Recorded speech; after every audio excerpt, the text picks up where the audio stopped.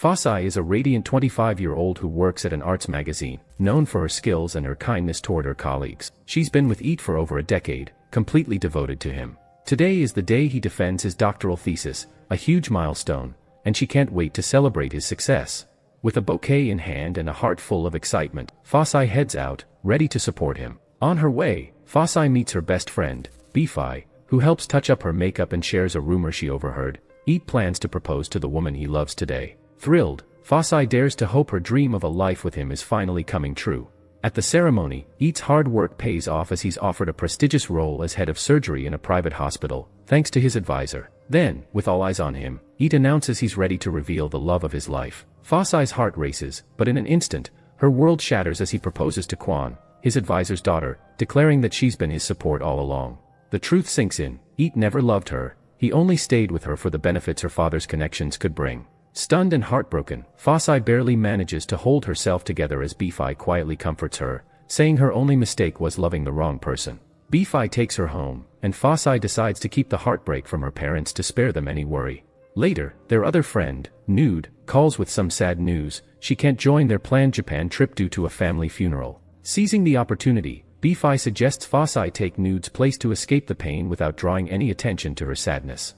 Needing the break, Fasai agrees. Meanwhile, in Japan, we meet Daniel, a man with a powerful presence and natural charm that brightens any room. However, beneath his captivating exterior, Daniel is a mafia boss who leads the Golden Dragon Group. Today is a painful anniversary, the death of his beloved Baton, who looks strikingly like Fasai. Haunted by memories, Daniel reflects on how much he loved her and the tragic fact that he was responsible for her death. The next day, Fasai and Bifai arrive in Japan, just as Min, a Hong Kong mafia boss leading the White Tiger gang, arrives too. At the airport, Min spots Fasai and is stunned by her resemblance to Baton. Desperate for answers, he chases after her, but she slips out of sight before he can reach her. Min has his reasons for being in Japan. He's here to confront Daniel and retrieve a black book that holds records of the White Tiger's illegal operations.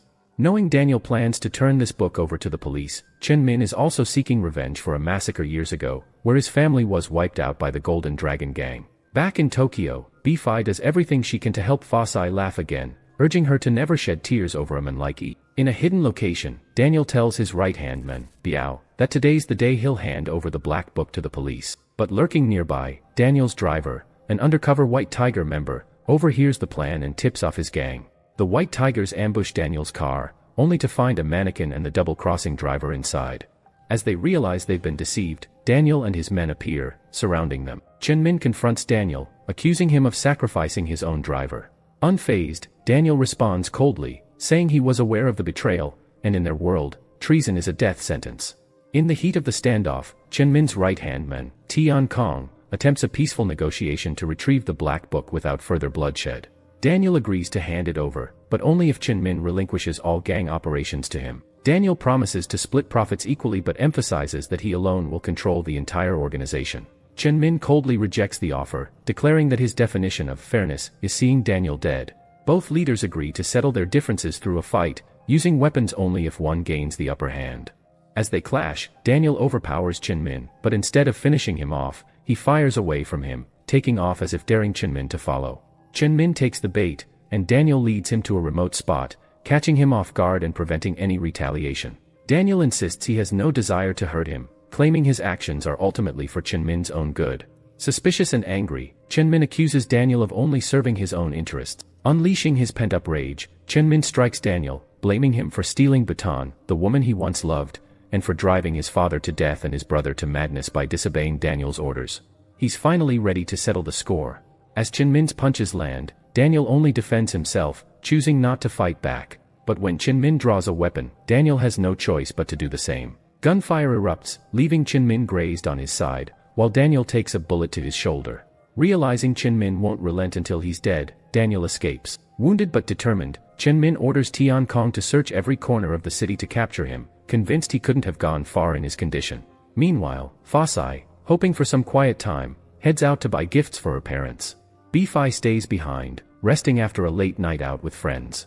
Daniel, seeking medical supplies, ends up in the same store as Fasai. When he spots her, he's frozen in shock, struck by her uncanny resemblance to Baton. His intense gaze unsettles Fasai, who assumes he's deranged and runs out, leaving her purchases behind. Daniel chases her, catching up as she confronts him, accusing him of being a creepy stalker. In the heat of the moment, Daniel instinctively grabs her, but their confrontation is interrupted by the White Tiger gang surrounding him, guns drawn. In a flash, Daniel pulls Fossey along, and they flee with the gang in pursuit. Just before they're cornered, police arrive, drawn by the gunshots, and the gang scatters. Although shaken, Fossey feels a strange sense of safety as Daniel reassures her. When she hears him speak fluent Thai, she's surprised and starts to walk away. Daniel grabs her once more, and she suspiciously accuses him of being involved in dangerous dealings. Unfazed, Daniel demands her name. Fossey refuses, but he pulls her passport from her bag, learning she's Fossey. Seeing she's not Baton, he looks disappointed. When Fossey threatens to scream unless he returns her passport, Daniel draws his gun, forcing her to lead him to her hotel. She reluctantly agrees, but once there, she tries signaling the hotel staff for help. Noticing, Daniel warns her to stop, adding he'll take matters into his own hands if necessary. In her room, he removes his shirt to treat his wound, revealing a dragon tattoo, the golden dragon emblem, on his back. Startled, Fossey hides in the bathroom, calling Beefy for help. Though slightly tipsy, Beefy promises to come right away. Elsewhere, Daniel's right-hand man, Biao, scours the streets looking for him, while a groggy Beefy stumbles out, calling for help before collapsing. Back in Fossey's room, Daniel removes the bullet with a knife, gritting his teeth through the pain. When Fossey steps out, she's horrified to see him injured. She offers to call an ambulance, but he refuses, wanting to avoid any extra attention. Realizing he's hiding from something serious, she advises him to choose a better path if he wishes to avoid situations like these. Despite everything, her compassionate side prevails, and she helps him clean his wound. Amused by the cute floral bandages she uses, he chuckles, remarking on the irony. She notes she's good at first aid, a skill she learned while dating E. As she finishes, she tells Daniel to think happy thoughts to ease the pain. When he stares at her, she asks why, and he replies with a sly smile, "Just doing what makes me happy," making her blush as she hurriedly looks away. Spying her diary on the table, Daniel picks it up, reading her thoughts until she catches him and snatches it back, scolding him. She tells him she'll wait downstairs until he leaves. Daniel warns her he now knows her address and hints he won't let her off lightly if she tries anything. When Fossey leaves, Tian Kong and his men from the White Tiger gang wait outside. Mistaking her for Baton, Tian Kong grabs her, intending to take her away. She screams, and Daniel charges in, fending off Tian Kong to protect her. When Tian Kong raises his gun, Fossey bites his arm, buying Daniel a moment to counterattack. Daniel swiftly pulls Fossey into one of the White Tiger gang's cars, and they make a daring escape. Tian Kong fires after them, damaging the car until it breaks down. Just then, a kind Japanese man driving by notices them and, seeing them stranded, invites them to his home to shelter from the incoming rain. Though Fossey doesn't understand his language, Daniel agrees and drags her along. At the man's home, Fossey is taken aback when Daniel says they'll be staying the night. Worried, she asks to return to the hotel, but Daniel explains they'd risk running into the White Tigers again, and he's too worn out to fight. Inside, the elderly couple prepares a small room with a single bed for them. Puzzled, she asks what Daniel told them to make them do this. With a smirk, he admits he lied, saying they were newlyweds to avoid suspicion. Just as Fossey begins to relax, she realizes her bag was left behind at the hotel and rushes outside to retrieve it, only to remember it fell during the chaos. Daniel's face shifts to deep worry when he hears Fossey mention that her bag holds several photos of her and her family. At the same time, Tian Kong hands over Fossey's lost bag to Chinmin. Opening it, Chinmin finds her journal and, upon seeing her picture, recalls glimpsing her at the airport. He quickly realizes she only resembles Baton, his lost love. Tian Kong gathers more information from the hotel, discovering that Fossey is just a Thai tourist on holiday with a friend. Satisfied, Chinmin orders him to locate Daniel and bring the girl. If she can't be found, they are to bring her friend instead. Meanwhile, Biao, Daniel's right-hand man, takes Beefy to the hospital to recover from her night of drinking. Beefy overhears him speaking to the nurse in Japanese and, feeling isolated, tries broken English. When she gets frustrated and starts muttering her thoughts out loud, Biao surprises her by responding in fluent Thai, remarking that no amount of crying will soften him. Overjoyed, she asks for his help to save her sister.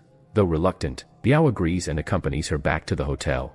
At the hotel, Biao finds Daniel's dagger, assuring Beefy that her sister is safe with his boss. When she asks how he can be so sure, he casually mentions that if Daniel were dead, they would have sent his finger, or worse, his head. Beefy, horrified, faints. As Biao revives her, he notices Fossey's passport in her bag, shocked by her resemblance to Baton. Quickly, he tells Beefy they need to leave before Chinmin's men arrive to take her sister. Panicked, she insists on gathering her things, but Biao pulls her along. As they make their escape, they encounter members of the White Tiger gang. Biao fends them off one by one, his patience tested by Bifai's constant screaming, though her shouts also fuel her own courage to help him. Afterward, he takes her to his place to regroup.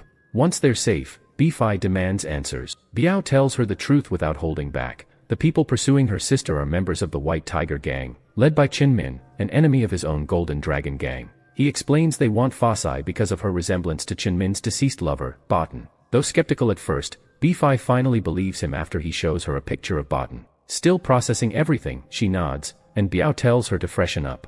He returns with clothes for her, explaining he had his men retrieve both sisters' belongings from the hotel. Meanwhile, Daniel drifts into a haunted sleep, dreaming of Botan. He reaches for her, but every time he gets close, he sees her lifeless, bleeding, and he awakens in tears, guilt-ridden. Fasai's voice snaps him out of the dream, calling him giant since she still doesn't know his name. Startled, Daniel warns her not to wake him so suddenly, explaining that he instinctively reaches for his gun when surprised in his sleep.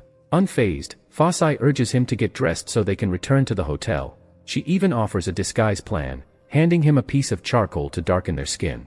Amused, Daniel chuckles, telling her the people after them aren't so easily fooled and are much more capable than she realizes. He assures her he'll take care of things, but she insists on leaving on her own, confident she can manage. Daniel doesn't stop her, certain she won't get far and will return soon enough. However, he's touched when he notices she's cleaned and ironed his blood-stained clothes. Unable to shake his concern, he dresses quickly and heads out to find her.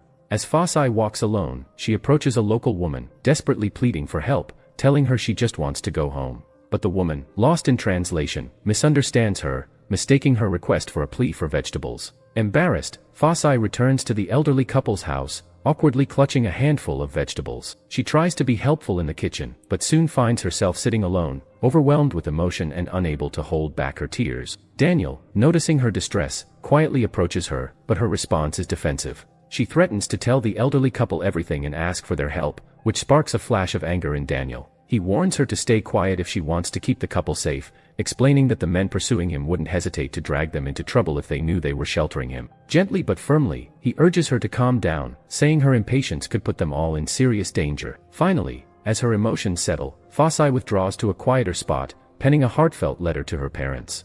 Daniel finds her and asks what she's doing. With a resigned tone, she explains she's writing a farewell letter, feeling as if her chances of survival are dwindling. Daniel attempts to reassure her, insisting that she'll get back safely, but she replies that nothing is guaranteed. She describes the surreal shift from the happiness she shared with Bifai just yesterday to hiding from strangers with unclear motives. When Daniel leans in to read her letter, she jokingly stops him, teasing that it contains instructions on where her father hides his money. If something happens to her, she says, her father will have a heart attack, so this letter will guide her mom on where to find the money and get him to the hospital. Touched by her innocence and humor, Daniel smiles, showing a rare glimpse of warmth. Fasai, noticing his softened expression, remarks that he looks much better smiling than he does with his usual fierce look, suggesting he should laugh more.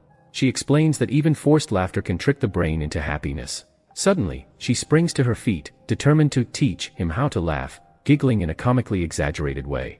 Daniel watches, baffled, dismissing her actions as ridiculous, adamant he'd never join in such nonsense.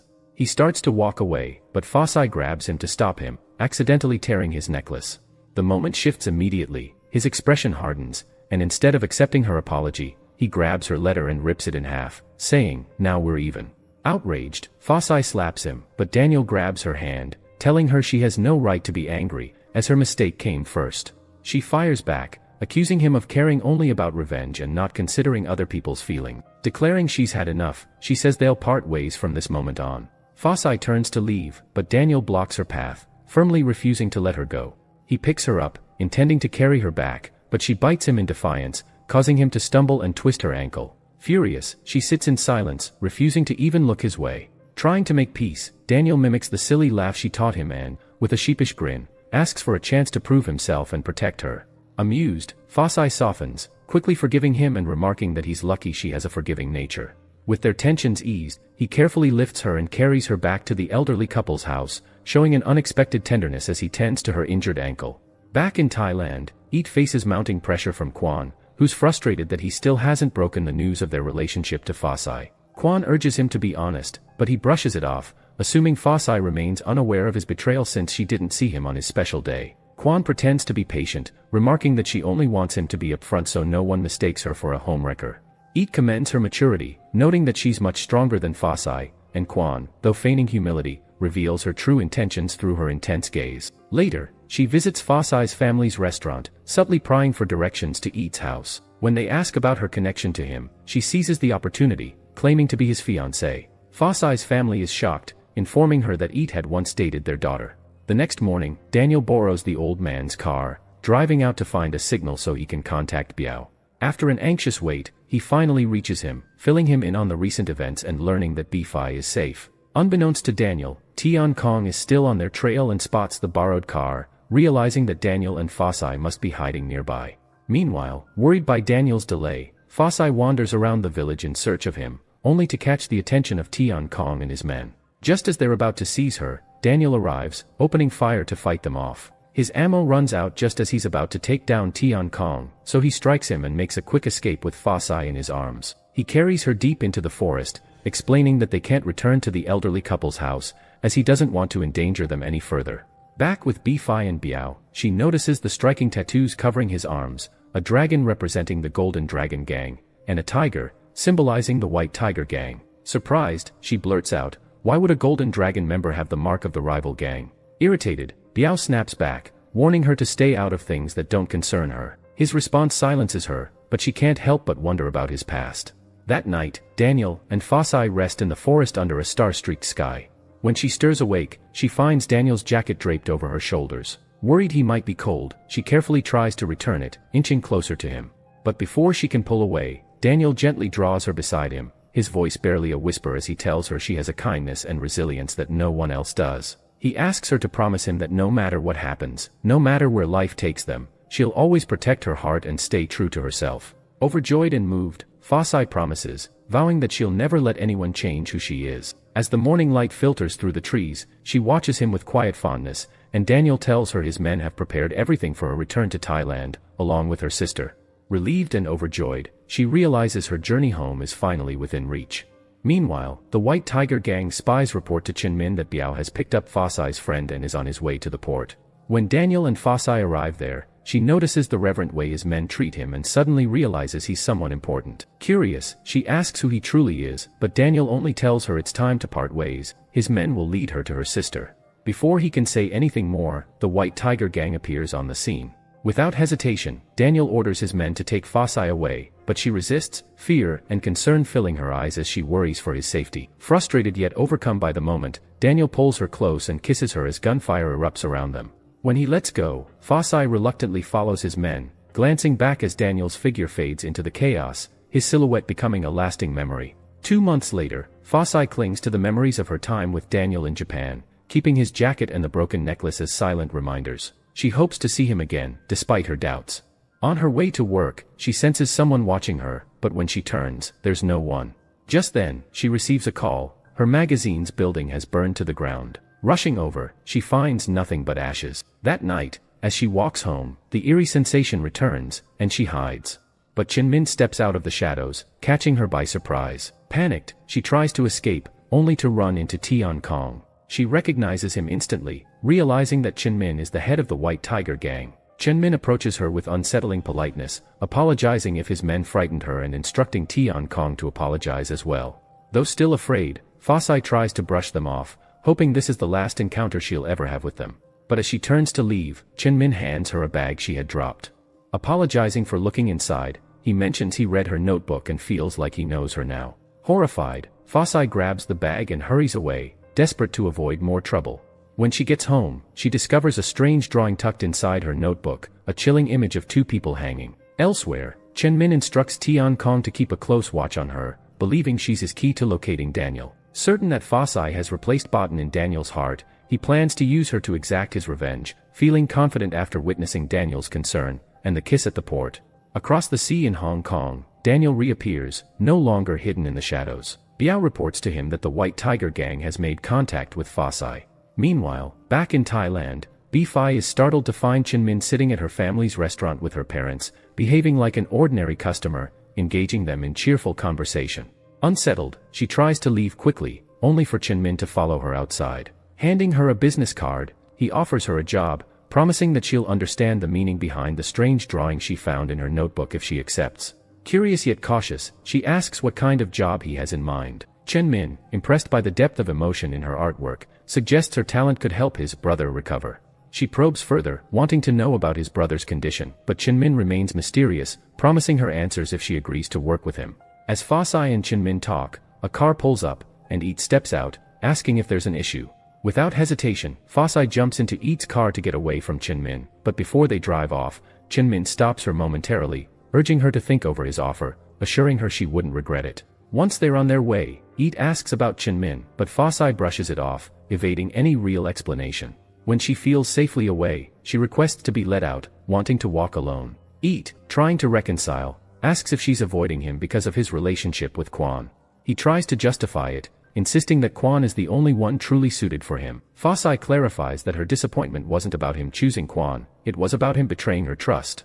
However, she thanks him, acknowledging that his actions led her to meet someone better in Japan. Relieved, Eat suggests they remain friends, and Fasai agrees. At work, Fasai's boss gathers everyone, sharing the unfortunate news that the fire's damage could mean shutting down the magazine. He gives them until month's end to figure out their options. That night, Fasai learns her father owes 200,000 baht, a debt he took on to renovate their home. The lender, Sia, has started threatening him for repayment. Determined, Fasai reassures her father, saying she has some savings to help cover part of the debt, even though she knows her job is at risk. She silently resolves to stay strong, reminded of her promise to Daniel. The next day, Fasai heads to work, and Nude, her co-worker, tells her there might be hope. A potential investor could save the magazine. Encouraged, Fasai feels a spark of optimism. But when her boss calls her in, she's shocked to see Daniel standing there as the new investor. Her excitement is dashed when Daniel maintains a cold, formal demeanor, acting as if this is their first meeting. After her boss leaves, she confronts Daniel, asking why he's ignoring her. He warns her that it's dangerous for anyone to get close to him, revealing that despite her strangeness, he feels grateful for her help and doesn't want her to lose her job. Fasai, disappointed by his indifferent attitude. Later, she confides in Bifi that the new investor is the giant she met in Japan, though his distant behavior confuses her.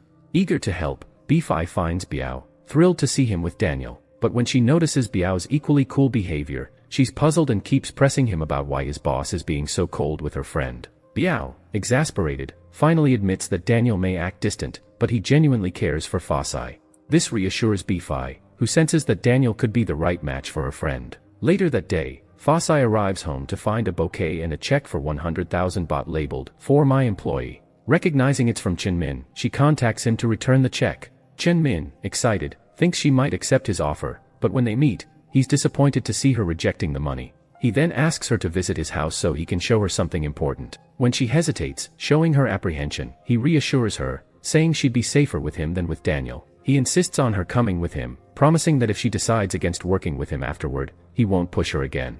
Reluctantly, she agrees. Upon arrival at Chinmin's residence, she notices the house is heavily guarded.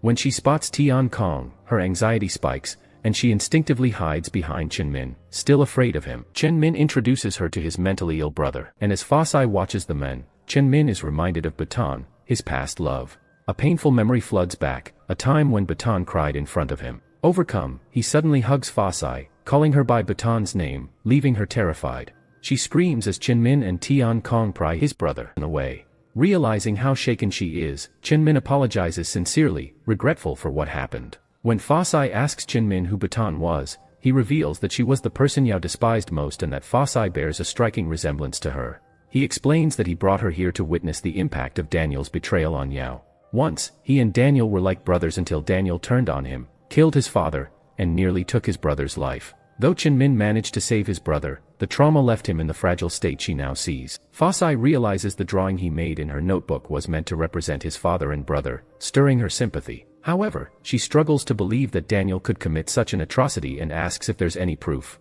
Chinmin admits he has no hard evidence but insists he's certain. Daniel's hunger for power makes him ruthless, and he claims Daniel even killed Batan to prove himself fit to lead the Golden Dragon Gang. He warns Fasai to keep her distance from Daniel to avoid the same fate as Batan. Shaken, Fasai confides in her friends, recounting everything she heard. Her friends are stunned, but Bifi immediately defends Daniel, insisting that Fasai decline Chinmin's job offer. However, when Fasai mentions her need for money, they suggest she weigh her options carefully, pledging their support whatever she chooses. B-Fi isn't pleased and takes matters into her own hands the next day, getting Daniel's number from the magazine company and calling him. Biao answers, and Fa-Sai tells him about her encounter with Chin-min and her intention to resign and work for him instead.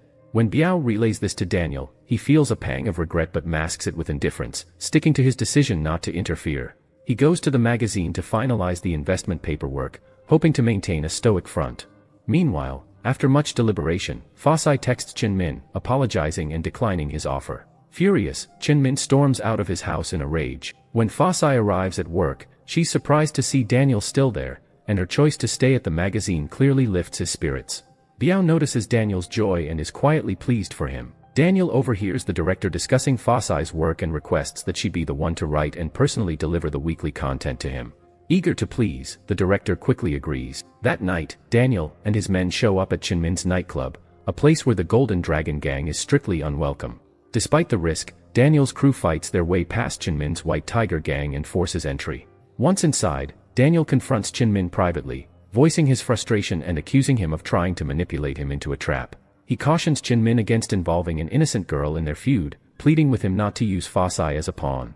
Chin-min brushes off Daniel's appeal, finding it tiresome, and challenges him to a fight, proposing that if Daniel can take him down, he'll stop his games with Fa-Sai. Daniel accepts, and they hand over their weapons to fight hand-to-hand in front of their men. After a fierce struggle, Daniel manages to pin Chin-min, but instead of inflicting further harm, he releases him, holding him to his word. Just then, Tian Kong hurls a metal fist at Daniel, trying to ambush him. Chin-min intercepts the weapon and uses it to strike Daniel, rendering him unconscious. Enraged by the cheap shot, Biao and his men rush in to defend their leader. When Daniel regains consciousness, he finds himself in Biao's home with Biao by his side, visibly upset. Biao encourages him to turn over the gang's black book to the police as a warning to their enemies, but Daniel declines, assuring Biao that everyone will face their just fate in due time. Meanwhile, Fa-Sai contemplates what to write for the next issue, finally deciding on a theme of love with Valentine's Day around the corner. The following morning, she receives a bouquet at work from Chin-min, who includes a note saying he hasn't given up and is still waiting for her to join him. At work, Fa-Sai's manager calls her in, requesting that she deliver her latest article to Daniel's office for review. When she arrives, she's stunned to see him with a noticeable bruise on his face. Trying to be gentle, she asks what happened, but he dodges the question, making her feel out of place. Embarrassed, she apologizes and returns his jacket along with the necklace she carefully repaired, mentioning how much she thought they meant to him. Yet, instead of showing gratitude, he coldly instructs her to sit far from him while he works. Each time it seems he's free, she tries to discuss her article, but he keeps getting called away for other meetings, leaving her waiting in his office. After a long wait, Daniel finally returns, only to find Fa-Sai asleep at her seat. Smiling slightly, he takes a moment to look at the article she wrote. When she wakes up, she's embarrassed to realize she has been there, asleep, for over 3 hours. She wonders why he didn't wake her, and he responds simply that it's disrespectful to disturb someone's rest. Trying to get back on track, she begins discussing her article, but he dismisses her, saying he avoids work conversations after 5 p.m., it's his time to relax, and he likes to keep work separate from his personal life. Worried about returning to her manager without any feedback, she insists on hearing his opinion, only for Daniel to suggest, sarcastically, that she could just tell her manager she was sleeping instead of working. Feeling insulted and frustrated by his attitude, she storms out, wondering if she had misread him all along. Later, she calls B-Fi, who surprises her by revealing that Daniel approved her article as the main feature for the next issue. Overjoyed, Fa-Sai realizes she might have misjudged him. As she's about to leave, she unexpectedly runs into Daniel, who asks her to join him for a drive, saying he wants to talk. Grateful for his approval of her article, she agrees without hesitation. He takes her to a sophisticated restaurant, and over dinner, he asks if she's still considering Chin-min's job offer. Concerned, he warns her of the potential risks of working with him, explaining that Chin-min's brother needs a specialist, not her. He then praises her writing skills, saying she's irreplaceable at the magazine and that her article was flawless, as though he's speaking directly to her heart. Meanwhile, Fa-Sai's father, oblivious to her dinner with Daniel, spends his evening at one of Chin-min's nightclubs. When Chin-min spots him, he seizes the opportunity to use him as leverage to bring Fa-Sai to his side. He and Tian Kong devise a plan, intending to entrap her father without physical harm. As he unwinds, club girls approach Fa-Sai's father, slipping something into his drink and coaxing him to drink until he's visibly woozy. They cozy up to him until 2 men from the club snap photos of him with the girls. Following this, they lead him to Sidrak, a ruthless figure known for engaging in illegal dealings without loyalty to any gang. Sidrak, working independently but closely tied to Tian Kong, seizes the moment to extort Fa Sai's father. He threatens to send the compromising photos and footage to Fa Sai and her mother if he doesn't pay 1,000,000 baht. When Fa Sai's father realizes he's been set up, he strikes one of the scammers, enraging Sidrak, who retaliates fiercely. Just before Sidrak takes things too far, a member of the White Tiger gang intervenes, reminding him that Chinmin strictly ordered no harm to come to Fa Sai's father.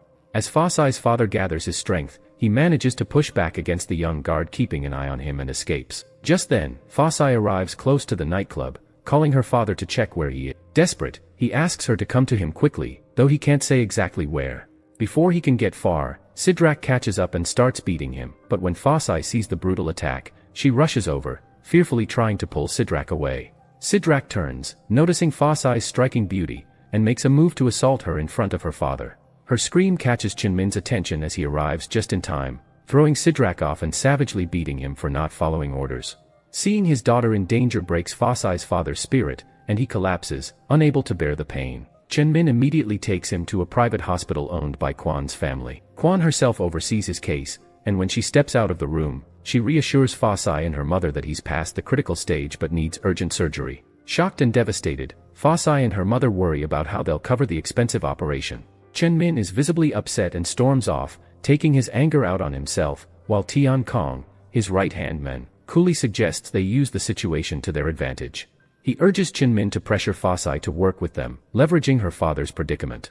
The following morning, Chinmin approaches Fa Sai, offering to pay all her father's medical bills if she agrees to work for him. However, his conditions have changed. He now wants her to steal a specific book from Daniel, known as the Black Book. He explains that it contains the dark secrets of Daniel's empire, a record of illegal dealings that he claims Daniel stole after murdering his father. He warns that if she refuses, he'll expose Daniel's crimes to the police. Realizing the weight of the secrets the book holds, Fa Sai hesitates, torn between her loyalty to Daniel, who has saved her life more than once, and her need to help her father. When she refuses, Chinmin's frustration peaks. He insists he's the only one who can save her father now, practically demanding she pay him back. But Fa Sai, realizing he's likely responsible for her father's suffering, is horrified. She confronts him, asking how he could stoop so low, and slaps him, expressing how deeply it pains her that he would use her father against her. Finally, she agrees to retrieve the book, not out of loyalty to Chinmin, but to protect her father and free Daniel from his grip, convinced that Chinmin is the one steeped in cruelty, not Daniel. After their tense exchange, she heads to the hospital to check on her father and is surprised to find Daniel already there. He's visiting as a concerned boss and friend, and when he gently asks who was behind the attack, she deflects, claiming it was just a group of random thugs they've already forgiven.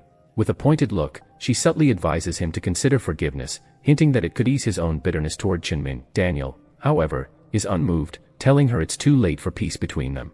Realizing she must still get the Black Book to end the rivalry, Fa Sai feels the weight of her promise. As they talk, Daniel notices a shadowy figure approaching and realizes they're being watched. He barely has time to react before the man closes in, and they both instinctively pull out their weapons. Fa Sai gasps, recognizing the assailant as Teeb, a police officer and a longtime family friend who has harbored feelings for her but has never spoken of them.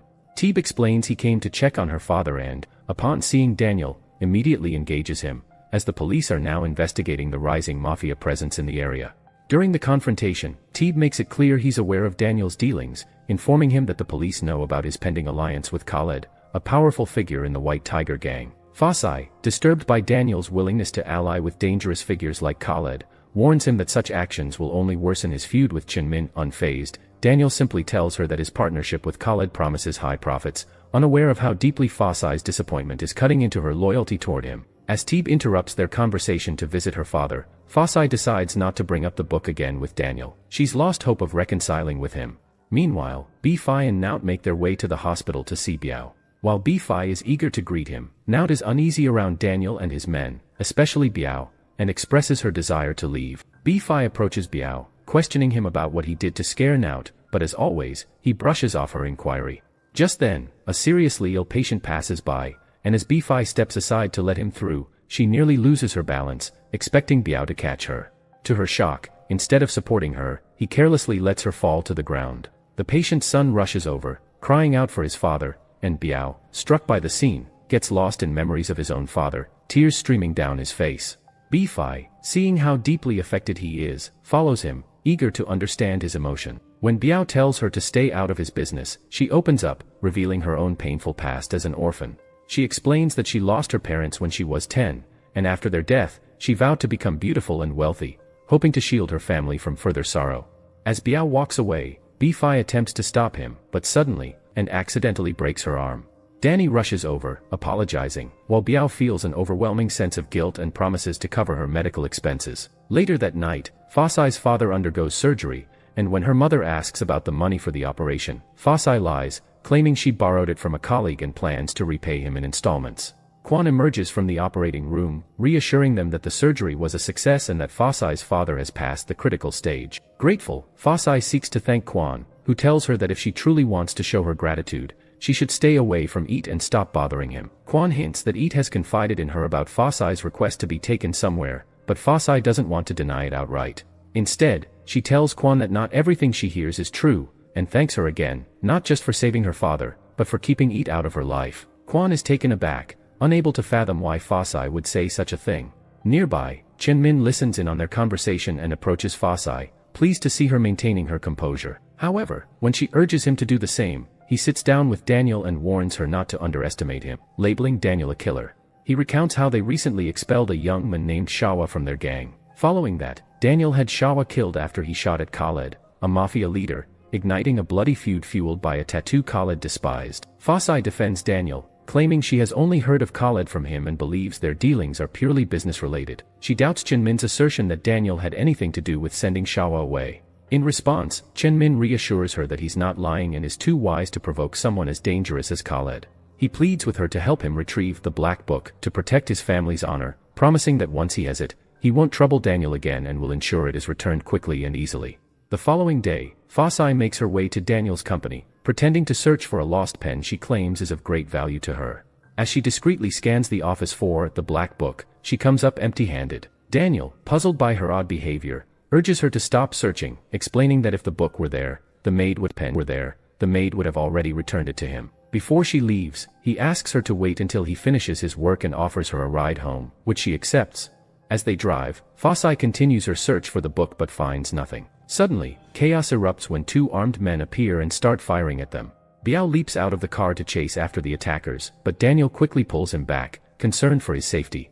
Instead, he decides to take Fa-Sai to his house. Fa-Sai can't shake off thoughts of Chen-Min and realizes he orchestrated the attack to push her into Daniel's home to search for the book.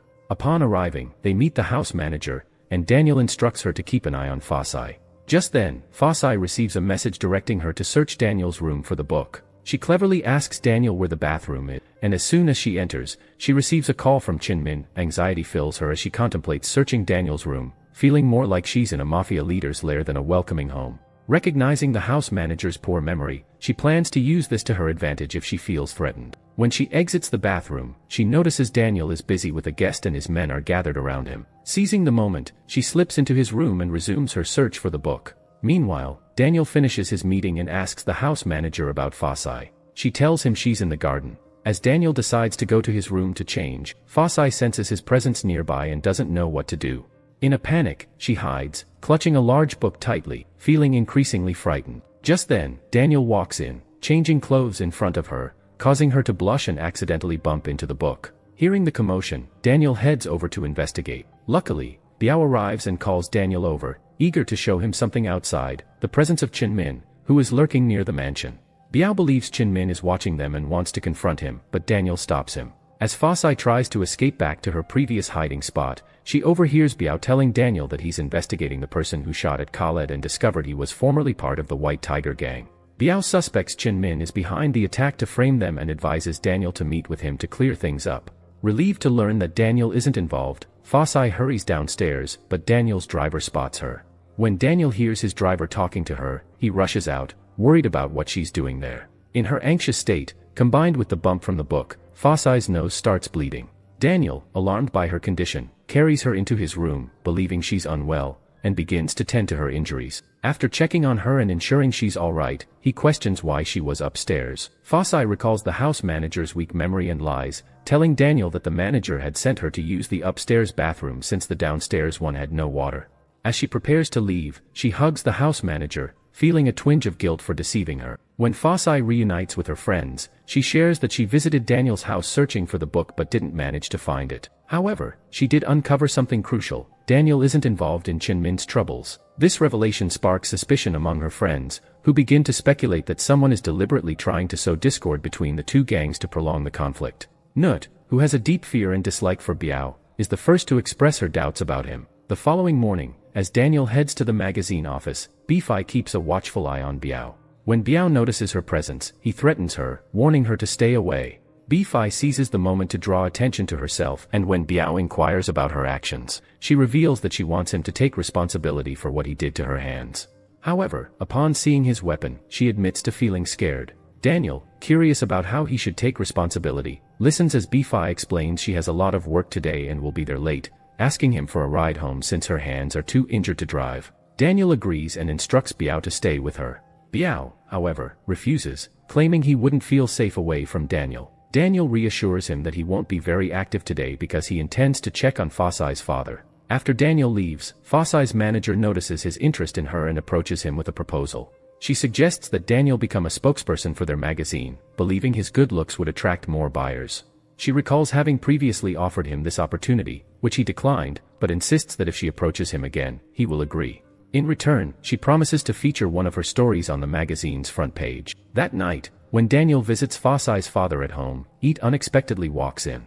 Fasai's father is harsh with Eat, holding a grudge for his betrayal of Fasai. From their tense exchange, Daniel picks up that Eat once loved Fasai but left her to marry a wealthy woman. Despite the verbal onslaught from her father, Eat remains unfazed and continues to sit there, revealing to Daniel that he is now Fasai's boss.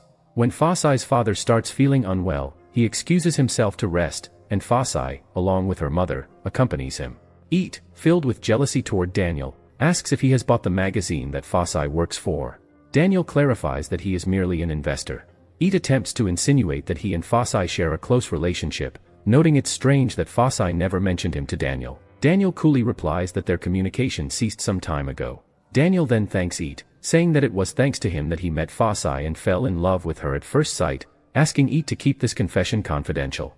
Meanwhile, Biao waits for Bifai to finish her work. Although she wraps up early, she has nothing to occupy her time but to glare at him, purposely delaying her approach to annoy him. However, when she notices him on the phone, she rushes to eavesdrop but fails to glean any information. After Daniel drops her off at home, she finds Nut waiting for her. The two decide to follow Biao, and as they arrive at a certain location, they see Biao meeting with two other gang members, who are setting a trap for Chinmin, lying in wait for him to pass by.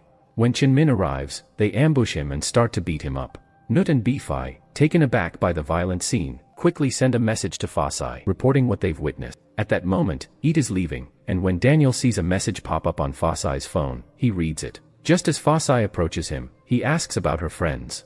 Meanwhile, Biao continues to rough up Chinmin, who, instead of backing down, mocks Biao, taunting him for his perceived weakness. Frustrated with Chinmin's defiance, Biao decides to throw him off a high ledge. Just as he prepares to do so, Daniel arrives with Fasai by his side. Upon seeing Daniel, despite Daniel's desire, Biao throws him down to the ground. Daniel then takes both Chinmin and the girls back to his house, scolding Biao for his reckless actions. Fasai is taken aback when she witnesses Daniel slap Biao. Biao explains that he could no longer endure Chinmin's relentless attacks and revenge. Daniel counters that sometimes endurance is necessary, and Biao retorts, questioning how long they must tolerate such behavior. Daniel's frustration grows as he admonishes Biao to control his anger and desire for vengeance. He emphasizes that it's not shameful to be like water that extinguishes fire, allowing hatred to dominate his thoughts will lead to his downfall. When Biao checks on Chinmin, he finds him still unconscious while Bifai and her friends tend to him. Bifai apologizes for the trouble her group has caused between Biao and Daniel. Biao warns her that if anyone else had done what she did, he would have killed them by now. Fasai, trying to lighten the mood, quips that if someone overheard his words, they might think he's a savage, but she believes he's truly kind. Bifai points out that Biao had deliberately aimed to throw Chinmin somewhere safe, indicating that he didn't want him dead.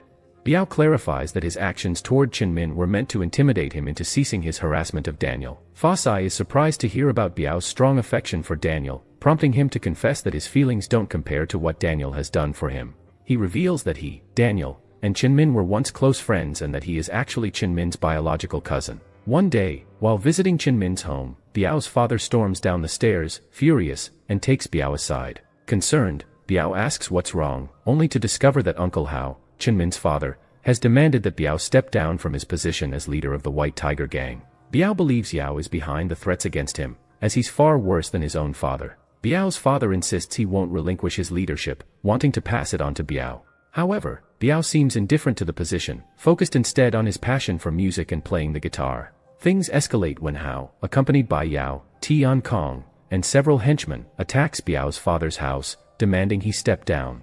When Biao's father refuses, Yao starts brutally assaulting his wife and murders Biao's men. Upon arriving and hearing the gunfire, Biao finds Yao in a frenzied rage, killing his mother right before his eyes. In a fit of madness, Hao threatens Biao's father, declaring that if he doesn't resign, he will kill his son. Biao's father, a resolute man, stands firm against Hao's threats, vowing that he will never yield to someone as evil as him. He warns that the horrific deeds Hao is committing will eventually come back to haunt him. Biao is helpless as two men restrain him, unable to save his parents from their gruesome fate. In a final act of revenge for his brother's defiance, Hao sets Biao ablaze. Witnessing the brutal deaths of his parents sends Biao spiraling into insanity. In his turmoil, Biao escapes from Eat, seizes a gun from one of the assailants, and begins to shoot as he runs away, contemplating ending his own life. But Daniel, relentless in his search, eventually finds him and attempts to calm him down. He reminds Biao that dying is not the answer, assuring him that if his parents were alive, they would never wish for his demise, they would want him to live a happy life. He urges Biao to join his gang, promising mutual support and camaraderie. At that moment, Biao tattoos the Golden Dragon Gang symbol onto his body, marking his allegiance to his new life. However, Daniel intervenes, stopping him from removing the White Tiger Gang symbol. He insists that Biao should always remember who he is and where he came from. Fasai watches the exchange, finally understanding why Biao has two tattoos. She mentions that Bifai had informed her, adding that they don't keep secrets from one another. Biao tells Fasai that secrets don't exist in the world, and he's aware of her alliance with Chinmin. He reveals that he witnessed her agreeing to work with Chinmin in the hospital, even capturing a picture of the moment. Fasai tries to justify her actions, explaining that she only did it to protect her father. However, Biao insists that even when faced with difficult choices, people can choose differently. He believes that her sadness clouded her judgment, leading her down the wrong path. Biao assures her that he won't expose her betrayal, not for her sake, but for his own. He refuses to allow her to locate the Black Book. Before leaving, Biao warns Fasai that if Daniel ever considers attacking Chinmin wouldn't be alive to worry about it. He stresses that Daniel's actions are all meant to protect him. Meanwhile, Daniel is checking on Chinmin, who is still unconscious and plans to leave a weapon next to him. Once Chinmin wakes up, he misinterprets Daniel's intentions, believing he is there to kill him. In a panic, he punches Daniel and grabs the weapon. Just as he's about to shoot, he discovers that the gun is unloaded, as Daniel had removed the bullets, anticipating Chinmin's reaction. The two engage in a heated fight, and Fasai rushes in to intervene. However, Chinmin grabs a nearby glass bottle and threatens to use it against her as a shield for his escape. Daniel remains calm, assuring Chinmin that he doesn't need to resort to violence because he intended to take him home after he rested. Chinmin remains skeptical, increasing the tension in the room until Fasai intervenes again, asking Daniel's men to lower their weapons. She decides to go with Chinmin willingly, knowing that Daniel trusts him not to harm her. Once at Chinmin's house, Chinmin orders his men to take Fasai home, but he soon starts feeling unwell. Instead of leaving, Fasai decides to stay and prepares food for him, hoping to soothe his unease. She tries to calm Chinmin, reassuring him that Daniel genuinely cares about him and insisting that he wasn't the one responsible for framing him in the shooting incident involving Khaled. Fasai believes someone is trying to drive a wedge between them. Chinmin becomes agitated by her words and suddenly strikes her hard, which prompts Fasai to retaliate. He continues to provoke her, claiming he will prove himself better than Daniel to win her support. Before he can inflict further harm, Fasai pleads with him to stop. When he gazes at her intensely, frustration wells up within him, and he pulls away. Fasai expresses a desire for Daniel to make a mistake or express a wish for revenge against Chinmin so that they could team up to bring him down. But that never happens. Daniel never mentions Chinmin's name. She shares that she uses her heart to gauge people, which is why she believes Daniel is a good person, just as she believes Chinmin is. She tells him that the losses in his life have pushed him to the edge, and if he can't accept what has happened, he risks losing everything and ending up alone. As she prepares to leave for home, Daniel watches her from his car, ensuring she arrives safely. Meanwhile, we see Quan deep in thought about Fasai's words, specifically, that not everything Eat says is the truth. While out to eat, she presses him to confess what he's hiding. Nervous, he eventually reveals that he visited Fasai's father but didn't mention it to her to avoid causing distress. As he observes the change in her expression, he realizes he has encountered Fasai's new boyfriend, whom her family genuinely likes. He describes this guy as wealthy and handsome, the main contributor to the magazine where Fasai works. He reassures her that she won't look at him again, convincing himself that no one would choose a poor doctor like him over a rich man. Kwon, fueled by jealousy and greed, spends the entire night scouring through Daniel's photos, her face lighting up with a wide smile. The next day, she encounters Nodi, a girl from the magazine who doesn't particularly like Fasai. Kwon incessantly questions Nodi about Daniel, recalling that the magazine's manager urged Fasai to speak with him about becoming their spokesperson. When Fasai mentions she hasn't had the chance to talk to him yet, her manager becomes frustrated, insisting that she should reach out immediately since the company is facing difficulties. While hanging out with her friends, Fasai is interrupted by Nodi, who bluntly asks if it's true that she's dating Daniel, given the rumors swirling around. Fasai denies it and inquires about the source of the gossip. Nodi dismisses her concerns, claiming she already addressed the rumor on Fasai's behalf, asserting that Daniel would never be interested in someone like her, especially a girl abandoned by a man like Eat, who left her to propose to Kwon. As Bifai, witnessing the bullying aimed at her friend, reprimands them, leading to a heated confrontation. Fasai realizes that Eat must have mentioned her to Kwon to reassure her that he wouldn't pursue her again. Later that night, Chenmin wakes up, startled and feverish, haunted by memories of Daniel caring for him during his past illnesses. A smile creeps across his face at the recollection, but it quickly fades as he remembers Fasai's warning about someone trying to create division between them. He frantically calls Tian Kong to discuss what Fasai said, and Tian Kong warns him against trusting her, reigniting Chenmin's resentment toward Daniel. Once the call ends, Tian Kong reaches out to Sidrak, ordering him to send his men to eliminate Fasai and her friends. Meanwhile, Fasai practices her pitch to persuade Daniel to be the magazine's face when she suddenly senses someone watching her. Stepping outside with an umbrella, she spots a masked man lurking in the shadows, a knife in hand. Just as the masked man raises his weapon to strike, her mother calls out, informing her that Daniel is with her. Upon arriving, Daniel spots the masked attacker and chases him down, but the assailant manages to escape, leaving his knife behind. Elsewhere, Nude feels a surge of fear when someone grabs her hand, only to discover it's Officer Teeb, a mutual friend. She invites him into her apartment, only to be shocked by the sight of her home in complete disarray, as if someone had broken in. Panicking, Nude calls Bifai to alert her and ensure her safety. Just as Bifai picks up the call, a kidnapper seizes her, cutting the line abruptly. Instead of succumbing to panic, Bifai remains composed, negotiating with her captors for her release, surprising them with her calm demeanor. Suddenly, a car approaches, it's Biao. Relief washes over Bifai as he jumps out and fights off her captors. Unfortunately, he runs out of bullets, leaving them no choice but to jump off a nearby bridge into the water to escape to safety. Bifai asks Biao how he knew she was in danger, and he explains that Daniel had requested him to find her after both Nude and Bifai were attacked. Grateful, she thanks him, but Biao coolly reminds her that they're now even. He removes his jacket and drapes it over her shoulders, a chivalrous gesture that touches her heart, leading her to realize she's fallen for him. Meanwhile, Daniel reassures Fasai's family, promising to leave his men to guard their home overnight so he can rest easy. Fasai's father notices Daniel's growing affection for his daughter and feels pleased, hoping that this means Daniel will eventually marry her. He believes Daniel is a good match and that Fasai would be safe in his care. However, Fasai's mother remains cautious, worrying that Daniel's past and the men around him could endanger her daughter. When she inquires about Daniel's work, Fasai lies, claiming he's merely a successful businessman. The following day, Teeb visits Daniel's house, his expression serious as he delivers the news that Nude and her friends were attacked the previous night. Daniel, already aware of the situation, responds nonchalantly, which only fuels Teeb's jealousy. Sensing Teeb's underlying feelings for Fasai, Daniel dismisses his concern, stating that he was at Fasai's house following traditional Thai customs for proposing. Teeb, still skeptical, presses further, questioning whether Fasai's family knows Daniel is the head of a foreign mafia and that their daughter's safety is compromised because of him. Biao steps in to defend Daniel, firmly warning Teeb not to cast accusations at his boss, emphasizing that no one cares for Fasai more than Daniel does. Teeb retorts that if Daniel truly cares for her, he should leave her life for good. Daniel, unyielding, reassures him that he will stay and protect her in his own way. Soon after, Daniel travels to Hong Kong, where his mother greets him with joy, curious about his sudden return. He explains he's back to handle something for Fasai. However, his father disapproves of Daniel's involvement with her, seeing her as a significant threat to their gang's interests. He hints at growing concerns regarding Bhutan, but Daniel, irritated by his father's controlling nature, declares that Fasai's safety will now be his priority. He firmly asserts that she is unlike anyone else and poses no danger to him. As he heads to his room, he notices a man with a strange tattoo on his neck among his father's associates, a man his father seems to be keeping an eye on. Meanwhile, back in Thailand, Chinmin finds himself lost in thoughts of Fasai, a smile spreading across his face as he recalls their moments together, convinced their feelings are mutual. The next day, he visits her home, arriving with an array of skincare products and gifts for Fasai's mother, charming her more than Daniel ever has. Afterward, Fasai pulls him aside, curious about his sudden interest in her mother.